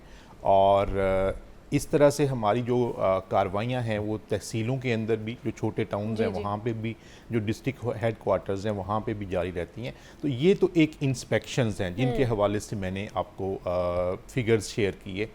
हम बेसिकली इस बात के ऊपर बिलीव करते हैं कि फूड सेफ्टी को हमने एंड टू एंड सोल्यूशन देना है। अच्छा। Inspection is one of the component and very important component of course. हम ट्रेनिंग्स के हवाले से भी जो है जो हमारे अभी इकदाम करने जा रहे हैं, हमारी इस वक्त तक हम 3 लाख लोगों को जो कि फूड हैंडलर्स हैं उनको ट्रेन कर चुके हैं। अगले साल का हमारा टारगेट ये है कि हमने इंशाल्लाह 5 लाख नए लोग जो है उनकी ट्रेनिंग करनी है। इसी तरीके से फूड हैंडलर्स की जो मेडिकल स्क्रीनिंग होती है कि उनको कोई हेपेटाइटिस वगैरह का इशू तो नहीं है, उनको कोई टीबी का इशू तो नहीं है, टाइफाइड वगैरह तो नहीं है, तो इस क्योंकि ये कम्युनिकेबल डिजीज़ हैं, इसकी वजह से खाने वालों को डिजीज़ लग सकती हैं। तो अगले साल में हमने तकरीबन 3 से 4 लाख लोगों की मेडिकल स्क्रीनिंग जो कि फूड हैंडलर्स हैं वो भी, उसका भी टारगेट रखा हुआ है। इसके अलावा मैं ये समझता हूँ कि हम स्कूल्स को और कॉलेजेस को, जो हमारी ये किड्स कैंपेन है, हमारी जो गर्ल्स हेल्दी गर्ल्स कैंपेन है, हेल्दी वीमेन कैंपेन है, इसके ज़रिए से हम स्कूल्स को और कॉलेजेस को जो है वो रीच आउट कर रहे हैं और जाके बच्चों को बताएंगे कि उनके लिए क्या अच्छा है। अभी तो आपको पता है समर्स हैं और अगले साल में एक और हम एक नई जो है वो चीज़ लेके आ रहे हैं। हम हर मंथ को एक नाम दे के सेलिब्रेट किया करेंगे। फॉर एग्ज़ाम्पल इस मंथ को हम कह रहे हैं ये किड्स मंथ है, बच्चे छुट्टी पे हैं, तो हमने किड्स को कैसे उनकी हेल्थ के हवाले से क्या क्या चीज़ें जो है उनको फोकस करना है सोशल मीडिया के ज़रिए से, ताकि मदर्स को पता हो कि बच्चों को हमने जंक आइटम्स की तरफ नहीं लेके जाना, इनके सोने और जागने के जो है वो टाइम्स थोड़े चेंज हुए हैं, तो बच्चों को एंगेज कैसे करना है कि वो हेल्दी भी रहें, वो पॉजिटिव भी रहें, वो जो है वो पेरेंट्स के लिए उनको तंग भी नहीं कर रहे हो। तो ये मंथ हमने किड्स मंथ के हवाले से, अगला मंथ हमने जो है वो ये आपने इसलिए तो नहीं डिज़ाइन किया कि आपके बच्चे भी घर पे वेकेशंस बना रहे, तो आपने सोचा हो कि अपने बच्चों के लिए तो कर ही रहा हूँ, बाकी बच्चों के लिए भी कर मैं ये देखें, मैं ये समझता हूँ कि पूरे पंजाब के बच्चे जो हैं मैं उनको अपने बच्चे समझता हूँ। अगर किसी बच्चे की भी हेल्थ ठीक नहीं है या उसकी न्यूट्रिशनल वेलबींग के ऊपर काम करने की ज़रूरत है, तो पहले उधर करेंगे फिर अपने घर आएंगे। ठीक है, कुछ लोग कहते हैं अव्वल हवेश बाद दरवेश, तो जब आप एनफोर्समेंट कर रहे होते हैं, आई बिलीव पहले आपको दरवेश होना चाहिए फिर हवेश होना चाहिए। ठीक है, तो फॉर दैट मैटर कि हम इंशाल्लाह इसको जो है, क्योंकि ये बड़ा ज़रूरी है कि बच्चों को एंगेज करें पॉजिटिवली, उनकी पॉजिटिव एनर्जीज़ को लेके आएँ कि बच्चे अच्छा खाएं, फिर खेलने के लिए जाएं, कुछ ना कुछ खेलें, कुछ पढ़ें, और पेरेंट्स के लिए भी जो है वो इतना उनको तंग नहीं कर रहे हों, स्पेशली मदर्स को। इसी तरह से नेक्स्ट मंथ को हम जो है वो गर्ल्स मंथ के तौर पे मनाएंगे। इसी तरह से अगला महीना एनवायरनमेंट मंथ, फिर food month and so on. हम 12 मंथ्स को हमने इस तरह से किया है, डिजाइन कर दिया गया है किसी ना किसी टॉपिक के साथ, किसी ना किसी टॉपिक के साथ कर रहे हैं। और इंशाल्लाह हम जो है ना वो न्यूट्रिशन वीक बना रहे हैं। अच्छा, न्यूट्रिशन वीक में पूरा 5 दिन जो है वो एक थीम के साथ हम चलेंगे कि पहले दिन हमने किड्स के हवाले से, दूसरे दिन गर्ल्स के हवाले से, देन वीमेन के हवाले से, फिर जो है ओल्ड एज जो लोग हैं उनके हवाले से, आखिरी दिन जो है वो हमारा न्यूट्रिशन का होगा, जिनको रूटीन की बीमारियां, जैसे किसी को बीपी होता है, शुगर होता है, किसी को जो है ना हार्ट का कोई इशू होता है। ठीक है, तो ये नॉर्मल जो डिजीज़ हैं उनके हवाले से हम उनको गाइड करेंगे। तो ये न्यूट्रिशन वीक भी जो है वो एक ऐसी एक्टिविटी होगी, पूरा वीक चलेगी। हम अभी उसके लिए प्लान कर रहे हैं कि किस तरीके से कौन सी जगह पे उसको किया जाए। जैसे ही वो प्लान कर देंगे तो आई बिलीव कि ये जो है ना, we need to reach out to people. अच्छा, फूड अथॉरिटी को जस्ट इंस्पेक्शंस नहीं करनी, वो एक इंस्पेक्शंस चलती रहेंगी, उसका हमारा एक मैकेनिज्म है। थोड़ा सा एजुकेशन की तरफ भी जाना, education, we need to educate the society, बच्चे से लेकर बड़े बुजुर्ग से लेकर, मतलब ख़वातीन और इसी तरीके से जो काम करने वाले लोग हैं, लेबरर्स हैं, किसी भी तबका हाई फिकर से ताल्लुक़ रखने वाले लोग हैं। जैसे हमने आपको याद है कि उलमा इकराम को इंगेज किया था, इसी तरीके से हम जो है मुख्तलिफ तबका हाई फिकर के लोग, उनको इंगेज जो है वो करके, न्यूट्रिशन के ऊपर काम करने वाले लोगों को इंगेज करके, तो हम एक सोसाइटी जो है ना एज अ होल एक तरह से जो है ना वो फूड सेफ्टी की तरफ, कि जिसे हम कहते हैं ना कि एक डिमांड साइड, ये हम सब सप्लाई साइड पे ना, कि सप्लाई साइड से तो इंस्पेक्शंस भी हो रही हैं, मोटिवेट भी कर रहे हैं, अब जो कंज्यूमर साइड है वहाँ से ये चीज़ आनी चाहिए, we need this thing, we don't need this thing, we are going to have such kind of food for us, for our children, तो ये चीज़ डिमांड साइड से जो है आए, तो हम उसको फोकस इंशाल्लाह करेंगे, और it would be a kind of थोड़ा सा डिफरेंट तरीके से इसको हैंडल किया जाएगा। तो ये अभी से स्टार्ट हो जाएगा या ये जो फाइनेंशियल ईयर स्टार्ट हो रहा है उसके अंदर इसको इंक्लूड किया गया? जी मैडम, ये फाइनेंशियल ईयर तो कल से जो है वो स्टार्ट हो गया है, और हमारी इस फाइनेंशियल ईयर में हम पूरा जो कैलेंडर अपना बनाएंगे एक्टिविटीज़ का, इंस्पेक्शंस अपनी जगह पे हैं, वो चलती रहेंगी। इंस्पेक्शंस की जो हम कैंपेन्स कर रहे होते हैं वो भी उसी तरीके से चलती रहेंगी, लेकिन ये हमारी अवेयरनेस की कैंपेन्स हैं, ये हमारी पैरेलल एक्टिविटीज़ हैं जो कि चलती रहेंगी, जिसमें हम जो है वो मैस अवेयरनेस जो है वो अपने सोशल मीडिया प्लेटफॉर्म के ज़रिए से, जो न्यूट्रिशन के हवाले से हम छोटे छोटे वो वीडियोस की सूरत में, छोटी सी रील्स की सूरत में हम एजुकेट कर रहे होते हैं, तो ये कैंपेन्स हमारी जो है वो चलती रहेंगी। और एक मज़े की बात आपको बताऊं कि मैं हर महीने, पिछले 2 माह से हमारी ये रूटीन बनी हुई है कि हर महीने एक न्यूट्रिशनल वो जो है एक पूरे महीने की वो एक्टिविटी जो है वो जारी की जाती है, और वो रील्स की सूरत में सोशल मीडिया, हमारा जो फेसबुक पेज है उसके ऊपर भी, हमारा जो एक्स का पेज है उसके ऊपर भी आप उनको देख सकते हैं कि वो बड़ी अच्छी वेल डिज़ाइंड होती हैं। अच्छा, तो उस मैं आपके तवज्जुह से तमाम लोगों से गुजारिश करूंगा कि हमारे फेसबुक पेज को, हमारे ट्विटर या एक्स के पेज को भी जो है उसको भी रेगुलरली देखा करें। उसमें बहुत सी चीज़ें आपकी एजुकेशन के हवाले से होती हैं, न्यूट्रिशनल वेल बीइंग के हवाले से होती हैं, बच्चों की न्यूट्रिशनल वेल बीइंग के हवाले से होती हैं, तो ज़रूर उन पेजेस को भी जो है ना वो विजिट किया करें। हमारे साथ आसिम जावेद साहब मौजूद है, डीजी फूड अथॉरिटी हैं। सर बहुत शुक्रिया आपके वक्त का कि आप यहाँ पर आए। यहाँ पर ब्रेक लेते हैं, मिलते हैं इस ब्रेक के बाद।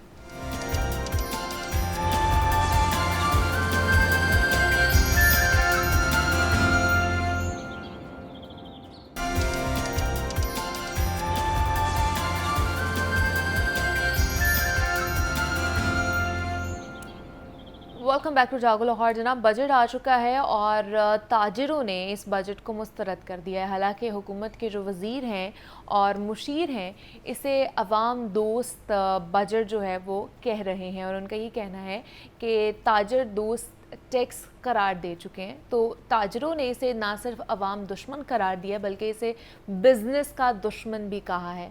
और ताजिरों का ये कहना है कि हुकूमत इन टैक्सेस को फ़ौरी वापस ले, वरना हम सड़कों पर हुकूमत के ख़िलाफ़ भरपूर मुज़ाहमत भी करेंगे। हमने Lahore chamber of commerce and industry से आए senior vice chairman Zafar Mahmood sahab से, उनको हमने आज इनवाइट किया है और उनसे जानेंगे, प्रेसिडेंट हैं वो वहाँ के, कि चैम्बर से जो जुड़े 40,000 से ज़ायद ताजर हैं उनके बजट के हवाले से क्या तहफ़्फ़ुज़ात हैं। दूसरा ये कि क्या ताजर बरादरी टैक्सेस नहीं देना चाहती, जो कि हुकूमत का कहना है कि मुल्क मुश्किल में है और ताजर कुर्बानी दें, टैक्सेस बर्दाश्त करें।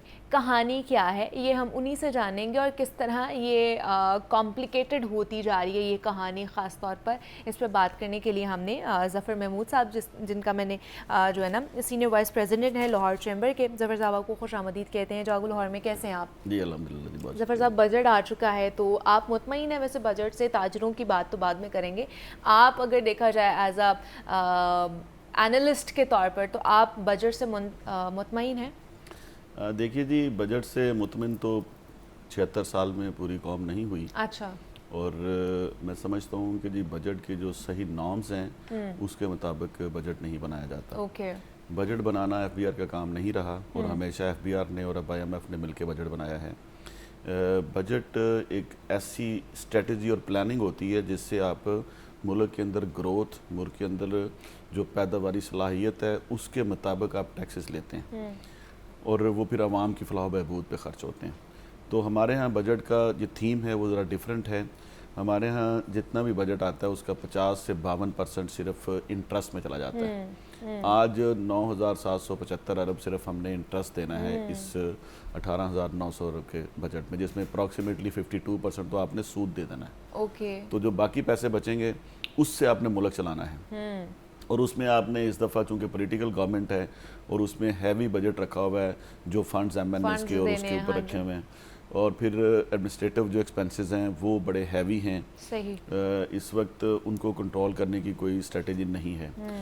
दरअसल बजट पे बिजनेस कम्युनिटी को कोई एतराज़ नहीं होता कि जी आपने टैक्सेस लगाए हैं, लेकिन आप उसके एवज़, उसके बरक्स जितनी पैदावारी सलाहियत है उसके लिए आपने क्या स्ट्रेटजी और पॉलिसी दी है, आपने मुल्क में जो सर्कुलेशन ऑफ वेल्थ है उसके लिए क्या पॉलिसी दी है, आपने कारोबारी जो एक्टिविटीज़ हैं उनको बढ़ाने के लिए क्या पॉलिसी दी है, तो वो नहीं है। अच्छा। अब जब जनरेट होगी, अब आपका चैनल है, अगर ये कमाएगा तो आपको सैलरीज देगा ना, तो आप यहाँ पे आपकी सैलरीज बढ़ती जाएं और कमाने का कोई निज़ाम ना बनाया जाए तो वो स्ट्रक्चर नहीं चल सकता। तो बोथ साइड को आप लेके चलते हैं। तो यहाँ पे इन दोनों चीज़ों में उतनी मुनासबत नहीं है कि हुकूमत एक तरफ देखें एक्सपेंसेस हैं, जो उन्होंने इंटरेस्ट देना है, मुल्क के अंदर अखराजात करने हैं, वो तो इन्होंने मैनेज कर लिया। दूसरी तरफ जो रिसीट्स वाली एरिया है वो मिस मैनेज है। यही इस मुल्क का अलमिया है कि जी उस मिस मैनेजमेंट को अगर प्रॉपर तरीके से मैनेज किया जाए तो मेरा ख्याल है कि बजट सारी दुनिया बनाती है, टैक्सेस सारी दुनिया देती है और हम भी टैक्सेस हम भी देते हैं, पिछले 75 सालों से दे रहे हैं। देखें जी, कराची से लेके पेशावर तक जितनी इंडस्ट्री है 100% टैक्स रजिस्टर्ड है और टैक्स पे करती है। अच्छा। ट्रेडर्स जो है ना वो 50% टैक्सेस देते हैं। मसलन जो उस इंडस्ट्री से लिंक्ड है, जो उससे चीज़ें ले रहे हैं, वो टैक्स के बगैर नहीं रजिस्टर्ड हो सकते चीज़ें। ठीक है। तो इस सारी सिचुएशन में सिर्फ एक मखसूस तबका है और वो भी आ जाके किसी न किसी तरह लिंक्ड है ब्यूरोक्रेसी या पॉलिटिशियन जो इस तरह की एक्टिविटीज़ में इन्वॉल्व होते हैं, जो पैसा कहीं से इधर से आता है, इधर से उन्होंने पैसा दिखाया और उसको डबल किया और ले गए, वो टैक्स नेट में नहीं है। अच्छा। जिस वजह से ये हालात मुल्क के इस तो तरह। कौन से ऐसे बुनियादी नुकात हैं जिनको मुस्तरद किया गया है ताजिर बरादरी की तरफ से जो वो एक्सेप्टेबल नहीं है? देखिए जी, सबसे पहले तो ये है कि उन्होंने 0.5% जो लगाया है वो कहीं भी एक्सेप्टेबल नहीं है। जितने ट्रेडर्स हैं वो 1 करोड़ रुपए की चीज़ लेते हैं, उसमें से उनका 1% भी प्रॉफिट नहीं होता, तो वो अब 1 करोड़ रुपए के टर्नओवर के ऊपर टैक्स कैसे दे सकते हैं। इस तरह एक ताजर है, उसके बाप दादा ने एक दुकान बना रखी थी, उस वक्त 1000 रुपये की ली थी, आज वो अगर 10 करोड़ की है तो वो 10 करोड़ के टर्नओवर पे टैक्स कैसे दे सकता है। उसने तो अगर दही की दुकान बनाई हुई है तो उसने तो दही से जो इसकी इनकम है उस पर टैक्स देना है।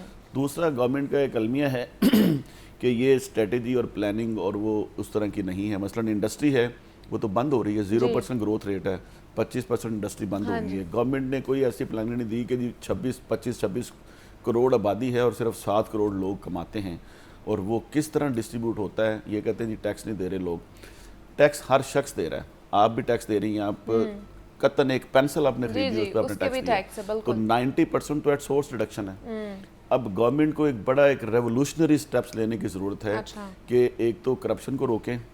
इस वक्त अगर आज 10,300 अरब के टैक्सेस लगाए हैं तो 15 से 20,000 अरब की करप्शन सिर्फ एफबीआर कर रहा है। तो आपने जो 25-26 हज़ार लोग रखे हुए हैं उनको, उनके अंदर आप रिफॉर्म्स लेके आएँ कि आपकी एट सोर्स रिडक्शन 90% है, 10% के लिए आपने एक फ़ौज पाली हुई है, नहीं, वो उस करप्शन के लिए फ़ौज पाली हुई है। तो एक तो इसके ऊपर बड़े फंडामेंटल एक इनको चाहिए कि जी इसके ऊपर अमेंडमेंट करें। जैसे आपने करप्शन की बात की, ये करप्शन को भी ओवरकम करने की ज़रूरत है। अब जैसे बहुत से ताजर हैं, बहुत सी ऐसी जगह हैं जैसे अकबरी मंडी होगी, फिरोजपुर रोड पे वहाँ पे जो बाज़ार है वो है, और भी काफ़ी मार्केट है जहाँ पर ताजर कच्ची पर्चियों पे काम कर रहे होते हैं। लेन देन सारा मामला कच्ची पर्चियों पे होता है, कैश पे होता है, मतलब उसका कोई डॉक्यूमेंटेशन उसकी नहीं होती है। तो ये भी तो करप्शन ही है ना। ये भी तो हमारे फिर जो एक टैक्स नेट है उसमें ना आने की कोशिश है। देखिए जी, एक फैक्ट्री है उसने चीनी बेच दी, अब चीनी एक दुकानदार ने ख़रीद ली, उसने चीनी की बोरी पे 500 रुपया कमाना है या 1000 रुपया कमाना है, और वो चीनी की बोरी की कीमत अगर 20,000 है तो वो अपने 1000 रुपये के लिए 20,000 रुपये तो टैक्स नहीं देगा ना। तो ये डबल और ट्रिपल टैक्सेशन का जो स्ट्रक्चर है उसकी वजह से ये पर्ची सिस्टम चलता है। तो मतलब आप इसको वो नहीं, कर मैं रहे हैं। समझता हूँ कि जी अगर गवर्नमेंट इसको रियलाइज करे कि जी मैंने एक चीज़ ये खरीद ली है 10 कप, इनकी कीमत तो मैंने टैक्स तो दे दी है, मैंने टैक्स दे के खरीदा है, फिर मैंने आगे बेचना है, फिर टैक्स उसके ऊपर और उसकी पूरी कीमत पे टैक्स, और फिर उसके ऊपर जो 0.5% है उसका वो टर्नओवर टैक्स उसके ऊपर, तो वो उतनी इनकम नहीं होती। फ्रैंकली स्पीकिंग जो टैक्सेशन का स्ट्रक्चर है वो 3-3 दफ़ा 4-4 दफ़ा उस पर टैक्स लग जाता है। एक तो ये इशू है। दूसरी बात जो है बड़ी अच्छी आपने बात की है, मैं इस पर ये बात करना चाहता हूँ कि जी अकबरी मंडी में बैठे हुए अगर 100 लोग हैं तो उसमें से 20 भी टैक्स के अंदर नेट में नहीं हैं, वो रजिस्टर्ड नहीं है। अच्छा, गवर्नमेंट की रिक्वायरमेंट ही नहीं है, कोई कानून नहीं है गवर्नमेंट का कि उसको रजिस्टर कैसे करें। इसलिए कि जी छोटा दुकानदार है, मसलन मैंने अगर या किसी बंदे ने यहाँ से नौकरी छोड़ी और उसने जाके दुकान बना ली और एक कंपनी का नाम रख के AB ट्रेडर उसने काम शुरू कर दिया, उसके ऊपर गवर्नमेंट का कानून नहीं है, वो रोकने का कोई है अच्छा। नहीं। गवर्नमेंट को चाहिए कि जो डिजिटलाइजेशन एक लेके आ रहे हैं उसमें एक उसको बेहतर ऑप्शन करें। रखे कि जी जिसने भी कोई काम करना है ना, मसलन इंडिया में अब देखें रेडी लगाने वाला भी पहले रजिस्टर्ड होता है, उसके ऊपर भी टैग लगा होता है कि ये रेडी है इसकी, तो वो एक पोर्टल में जाए। ट्रांसपेरेंसी नहीं है इस मुल्क में, वो एक पोर्टल पे जाए, जाके अपने आप को रजिस्टर करे कि जी मैं ये ABC एंड कंपनी बना रहा हूँ, तो मैं ये इस लेवल पे काम कर रहा हूँ, 2000 उसकी फीस रखें, उसको 1-2 साल की एग्जम्पशन दें टैक्स के ऊपर, फिर वो ऑटोमेटिकली टैक्स नेट में आ जाएगा। फिर आप ID कार्ड को कंपलसरी कर देंगे, कोई ट्रांजैक्शन हो उस पर ID कार्ड नंबर हो, और वो ID कार्ड का नंबर ही NTN हो, उसके ऊपर देखें इंडिविजुअल के ऊपर पूरी दुनिया में कहीं रिटर्न फाइल नहीं होती। हमारे यहाँ इंडिविजुअल भी अब रिटर्न फाइल करें, और रिटर्न फाइल करना कोई ऐसा काम नहीं है, वो प्रोफेशनल के अलावा रिटर्न फाइल नहीं करें, कॉम्प्लिकेशंस बड़ी हैं। बिल्कुल ऐसे ही है। आप उसको डिजिटलाइजेशन में एक तो उर्दू में कर दें, सिंपल कर दें। दूसरा ये है कि उसी के अंदर ये फॉर्म बनाएं कि जी आप अपने आप को रजिस्टर करें, और वो NTN जहाँ भी जाएगा, वो जहाँ लेन देन होगा उसके ऊपर हो जाएगा। और ऑटो गवर्नमेंट के पास सारा सिस्टम है, income tax department FBR auto के ऊपर जो इंडिविजुअल है उनको एक कमांड दे दें, ऑटो रिटर्न फाइल हो जाए। जितनी उसने लेन देन किया हुआ है सारा अपने NTN के जरिए, यानी कि अपने ID कार्ड के जरिए, वो सारा ऑटोमेटिकली हो जाएगा। इंडस्ट्री ऑलरेडी अपना रिटर्न फाइल करती है, वो मतलब करती है कि रहे। जब तक ये कवानीन नहीं बनेंगे, तब तक ये इनमें थोड़ी सी अमेंडमेंट नहीं होगी, तब तक ताजर बरादरी भी टैक्स नेट में आने को तैयार नहीं है, जो थोड़ी बहुत नहीं है, जिनकी वजह से ये सारी चीजें हो रही छोटे लेवल पे, छोटे लेवल पे जो ताजर है उसको कॉम्प्लिकेशंस बड़ी हैं। अच्छा, उन कॉम्प्लिकेशंस को आसान कर दें। आप उर्दू में रिटर्न कर दें, आप पोर्टल के ऊपर कर दें, ये अपना डिजिटलाइजेशन के ऊपर आ जाएं, आसानी लेकर आए इंटरेक्शन ना कम से आवाम कम के हो। लिए। हाँ। देखिए एक साइड मैंने कहा कि जी जो एक्सपेंडिचर साइड है जिसमें पैसे देने होते हैं, वो किसी को भी देने हैं, वो बड़ी स्ट्रॉन्ग इन्होंने रखी हुई है। जो जनरेट करने हैं पैसे, जो रिसीट साइड है, उसके अंदर फंडामेंटल रिफॉर्म्स चाहिए, उसमें ट्रांसपेरेंसी चाहिए, उसमें एक ऐसा स्ट्रक्चर चाहिए। देखें ना आपके पास इंडस्ट्रियल पॉलिसी है, ना एक्सपोर्ट पॉलिसी है, ना इंपोर्ट सब्सिट्यूट पॉलिसी है, ना IT की कोई पॉलिसी है, ना आपके पास यहाँ पे वैल्यू एडिशन की कोई पॉलिसी है।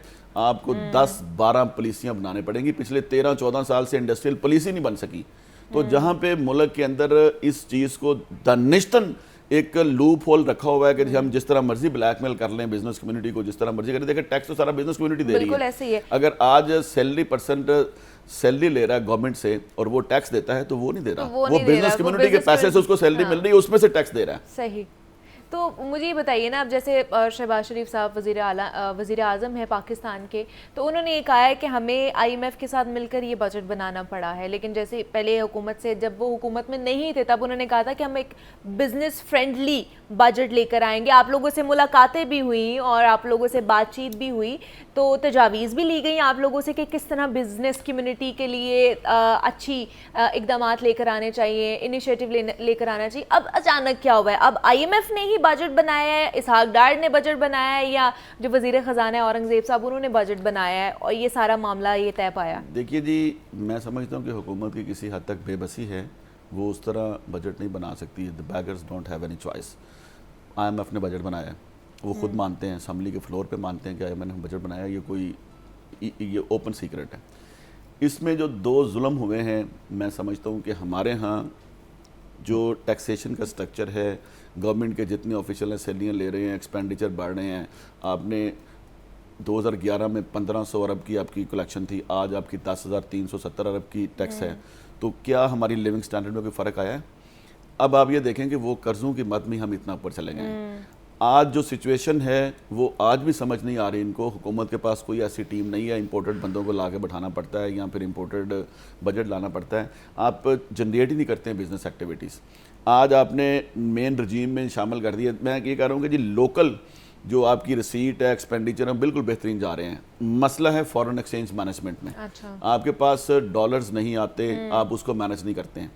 आपने इस दफ़ा फर्स्ट टाइम ऐसा हुआ है कि जी आपकी एक्सपोर्ट के ऊपर भी उन्होंने नॉर्मल रजीम टैक्सेशन में ले गए हैं, वो 20 बिलियन से भी नीचे आ जानी है। इंटरनेशनली इस चीज़ के ऊपर फोकस है कि पाकिस्तान जो है ना वो इस तरह स्क्वीज़ हो जाए कि हर चीज़ जो है ना इंटरनेशनल ट्रांजैक्शन या जो डॉलर की ट्रांजैक्शन है, जो फॉरेन एक्सचेंज मैनेजमेंट है, उसको कंट्रोल कर लिया गया है। अच्छा। आपके यहाँ सिर्फ एक एक्सपेट्रिएट्स जो पैसे बेचते हैं वो या एक्सपोर्ट से पैसा आता है। आपके यहाँ तकरीबन $150 पर कैपिटा रिसीट है और आपकी पेमेंट $600 है। जितने आपने इंटरेस्ट देने हैं, जितनी इंटरनेशनल पेमेंट्स जाती हैं यहाँ पे, जो मेन इन्वेस्टमेंट आई हुई है या जो ब्रांड्स हैं इंटरनेशनल, उसके फीसेस के बाद में जाता है, लोग बाहर भेज रहे हैं, तो वो $600 तकरीबन खर्चा है पर कैपिटा। अब $400-450 के लिए आपने क्या IMF से लिया हुआ है? 7.5 बिलियन। आपने क्या दुनिया से लिया हुआ है? $138 बिलियन। अगर आप अपने एक्सपोर्ट को प्रमोट करें, अपनी पॉलिसीज़ बनाएं, अपने स्ट्रक्चर को इस तरह स्ट्रॉन्ग करें, तो ये आप 10 साल 5 से 10 साल में आपको गारंटी दे रहा हूँ कि अगर आप सही मानों में मुल्क को चलाएं और जो इनकम साइड है आपकी उसको आप सर्कुलेशन में लेके आएँ, तो 5-10 साल में ये मुल्क अपनी रजीम में वापस आ सकता है। It's not a big deal. $300 billion आपको टोटल चाहिए। जफर साहब, यहाँ पे ये भी मसला है ना, हमारे जो ताजर बरादरी है वो एक्सपोर्ट की जगह इंपोर्ट को ज़्यादा तरजीह देती है। मतलब चाइना से, बाकी जगह से वो चीज़ें मंगवा के यहाँ पर बेचनी होती है, तो हम अपनी इंडस्ट्री क्यों नहीं लगाने की तरफ आ रहे हैं? बड़ी अच्छी बात आपने की है। इतनी महंगी बिजली अच्छा। पूरी दुनिया में कहीं नहीं है। 50 रुपए per unit surrounding China, India, Afghanistan से महंगे हैं। 50 रुपए पर यूनिट। आप जब खुद बनाते हैं तो वो 10 रुपए की चीज़ पड़ती है, आप मंगाते हैं तो 6 रुपए की पड़ती है। टैक्स देने के बावजूद भी, तो वो कौन बनाएगा? दूसरा, आपने कौन सी पॉलिसी बनाई है कि जी आप मुल्क के अंदर इंडस्ट्रियलाइजेशन करना चाहते हैं? आपने तो कम कर दिया, इंडस्ट्री तो बंद हो गई है 25-30%। ये एक्टिविटीज़ तब जनरेट होती है जब हुकूमत पॉलिसीज बनाए। हुकूमत को लेकिन मैं तो यहाँ भी बरमला दुनिया के सामने भी तजावीज़ देता रहता हूँ हर वक्त। हुकूमत को इन राइटिंग भी तजावीज़ दी हैं, लेकिन ये तरजीहात नहीं नज़र आ रही इस वक्त। अच्छा। चूँकि कोई, मैं समझता हूँ कि जी एक थिंक टैंक टाइप होना चाहिए। हमने कहा था लाहौर चैम्बर के अंदर कि जी आप आएँ, सारी पार्टीज हमारे पास आएँ, अपनी टीम लेके आएँ मुआशी, और अपना एजेंडा लेके आएँ। हम उसको रिफाइन करते हैं और तमाम पार्टियों को एक एजेंडे पे लेके आते हैं। आप उस पर साइन करें और उस एजेंडे के मुताबिक चलाएं, मुल्क उसके मुताबिक चले, ताकि आपकी एक्टिविटीज जनरेट हों। जो आता है वो नई पॉलिसी बनाना शुरू कर देता है, 0 से लेकर 76 सालों में यही हुआ है। शुरू हो जाता है। अच्छा, लास्टली मुझे क्विकली इसका आंसर कीजिएगा कि जो ताजर बरादरी है, वो जो रुपए की डिवैल्यू हो रही है, हमारा रुपए की कदर कम होती जा रही है, क्या उसमें एक अहम रोल प्ले कर सकता है हमारी मुआशी उसमें सर्किट में? देखिए जी, ताजर बरादरी मैं समझता हूँ कि अगर उनको फैसिलिटेट किया जाए तो 5-10 साल में आपका मुल्क वापस अपनी स्टीम में आ सकता है। जो इस वक्त डॉलर इंक्रीज हो रहा है उसके कई महरकात हैं। स्मगलिंग है, पैसा बाहर जा रहा है, इलीगल रूट से पैसा बाहर जाता है, ग्रे रूट से जाता है। जो बाहर से पैसा आना है वो ग्रे रूट से आता है। जो गवर्नमेंट की सर्कुलेशन है उसमें तो पैसा है नहीं, तो जब आपने पेमेंट ज्यादा करनी है तो वो प्राइस तो बढ़ती जाएगी उसका, कि वहां से ही आए और वहां से ही जो है वो एग्जिट हो, ताकि हमारे पास सारी उसका सबूत। देखिए, एक बात मैं करना चाहता हूँ एंड पे, जी जो अज़्म इस्तेहकाम आया है, मेरी ये ख्वाहिश है कि अज़्म इस्तेहकाम इकॉनमी में भी आए, अज़्म इस्तेहकाम पूरी अवाम के लिए भी आए, अज़्म इस्तेहकाम मुल्क के अंदर पॉलिसीज़ बनाने में भी आए, अज़्म इस्तेहकाम अवाम के लिए भी आए, अज़्म इस्तेहकाम मुल्क में करप्शन के खिलाफ भी आए। और ये जो इस वक्त अज़्म इस्तेहकाम की ज़रूरत है उसमें भी अज़्म इस्तेहकाम ये जो अज़्म इस्तेहकाम लेकर आ रहे हैं, उन्होंने तो एडमिट कर लिया है कि ये जो IMF के जरिए अज़्म इस्तेहकाम आ रहा है, तो वो क्या कर सकते हैं? ज़रूरत है इस वक्त इस मुल्क के अंदर, ज़रूरत तो बहुत चीज़ों की है ज़फ़र साहब, सिर्फ इसकी नहीं, बहुत चीज़ों की ज़रूरत है जिस पर बहुत घंटों बात की जा सकती है। लेकिन वक्त खत्म हो चुका है। ज़फ़र महमूद साहब हमारे साथ मौजूद है। ज़फ़र साहब, थैंक यू सो मच कि आप यहाँ पर आए। मुझे इजाज़त दीजिए, ख्याल रखिएगा, अल्लाह हाफ़िज़।